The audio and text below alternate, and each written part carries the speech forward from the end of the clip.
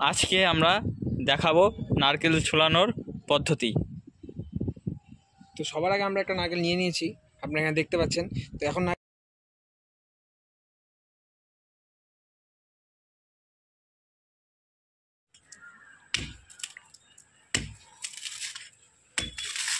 দেখতেই পাচ্ছেন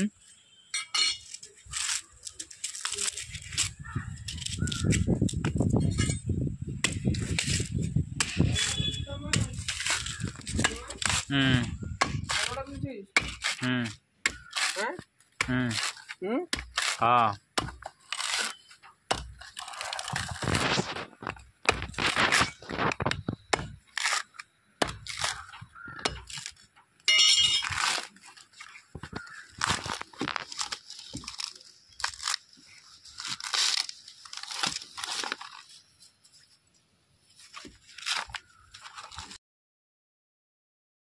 রেডি।